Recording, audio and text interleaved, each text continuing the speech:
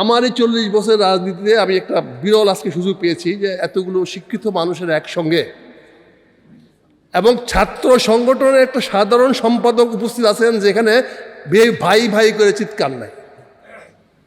ধন্যবাদ ছাত্র সংগঠনের সেক্রেটারি সাহেবকে। এই ধরনের মানসিকতা তৈরি করতে পারলে আমরা জাতিকে অবশ্যই সামনে এগিয়ে নিয়ে যেতে পারবো। আমার ব্যক্তিগত অভিজ্ঞতার আলোকে আমি শুধু বলতে চাই, সেই 68 সন থেকে, পাকিস্তান আমল থেকে, 66 থেকে ছাত্র আন্দোলনের সেই 66-এর ভূমিকা থেকে নিয়ে আজ পর্যন্ত এখনো টিকে আছি। আপনারা শিক্ষিত লোকেরা শিক্ষার কথা বলছেন, রুগী তো জানে না চিকিৎসা কি। রুগীকে জিজ্ঞাসা করলে কি হবে?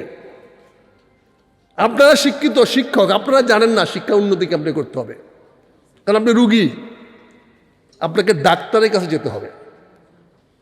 এই ডাক্তার হলো রাজনীতিবিদেরা। এই যে বাজেট বলি, বাজেটটা কি? কতগুলো হেডস অফ অ্যাকাউন্ট।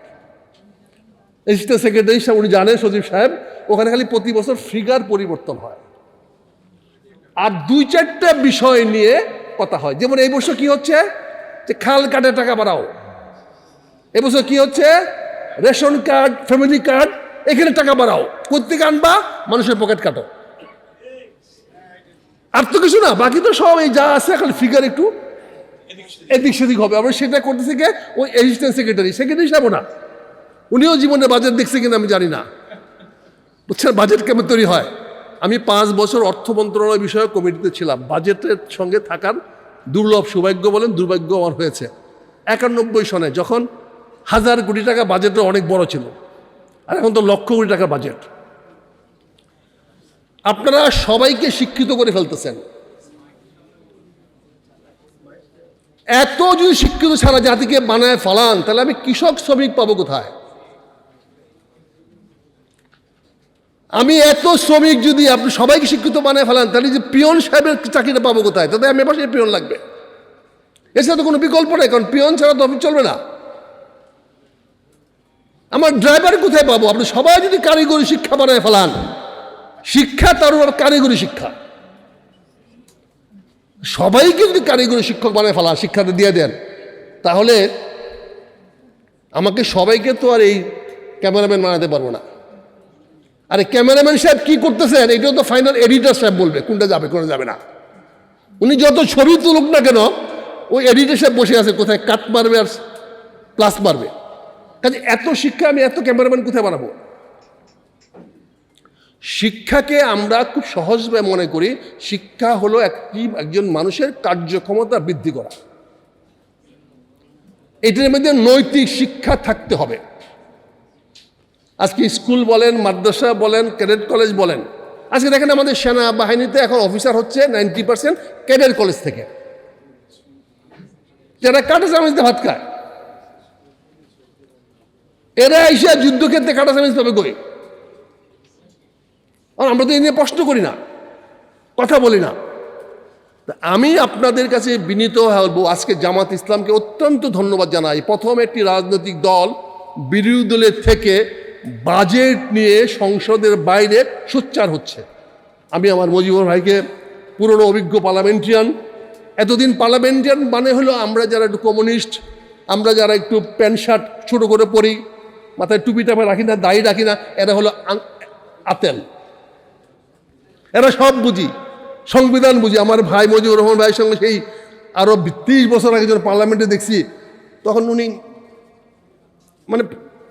যে পার্লামেন্ট জানে এটা আমাদের কাছে মনে হয় না, কিন্তু আমাদের ভাইরা, ব্লু ভাইরা পার্লামেন্টারিয়ান, জীবনে কোনদিন পার্লামেন্টে বক্তৃতা দেয়। আমার এখানে মঞ্জু বলে এমপি ছিল, মুজিবুর রহমান মঞ্জু, 5-10 বছর এমপি ছিল, 1 মিনিট বক্তৃতা দেয় নাই পার্লামেন্টে। বলেন এমপি তো হয়েছে, এমপি হয়ে আসছে। আমি শেষ করে দিচ্ছি স্যার, আজকের এই প্রচেষ্টাকে আমাদের অব্যাহত রাখতে হবে। আজকে বাজেটে টাকা বাড়াইতে হলে টাকা আয় করতে হবে। আয়টা কিন্তু আমাদের পকেট থেকে হবে, আমরা কর নিয়ে একটু কথা বলি না। ইনকাম ট্যাক্স বলতে কি, ইনকাম ট্যাক্স মানে কি? একটা ভেগ ওয়ার্ড দিয়া সারা জাতিকে বিভ্রান্ত করা হচ্ছে।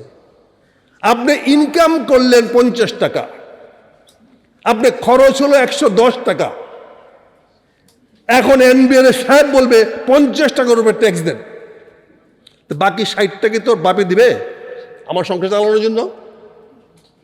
এনবিআর বাপে দিবে ওটা? আমি আয় করছি 50 টাকা, তুমি ট্যাক্স চাচ্ছ 50 টাকা, তো আমার যে ব্যয় 110 টাকা, আমি ওটা কোথায় পাবো? কথা ছিল নেট আয়, অর্থাৎ আয় এবং ব্যয় ব্যালেন্স করার পরে যেটা থাকবে সেইটার উপর ট্যাক্স হবে। আমার সাহেবরা সেটা মানতে রাজি না, ওনাকে ডিসক্রিপশন পাওয়ার দেওয়া হয়েছে, ওনারা যা বলবেন আইন আমি তাই করে দিয়েছি। এই আইনটা বদলাতে হবে। জি মজিবুর রহমান ভাই, এই আইনটা বদলানোর জন্য আপনাদের ভূমিকা নিতে হবে। আয়কর আমরা দিতে চাই না, আমরা ট্যাক্স দিব, আমরা যা ভোগ করব তাই ট্যাক্স দিব। আমরা এই তথাকথিত আইন এই রাখতে চাই না। এইটা ব্যাপারে একটু দেখবেন।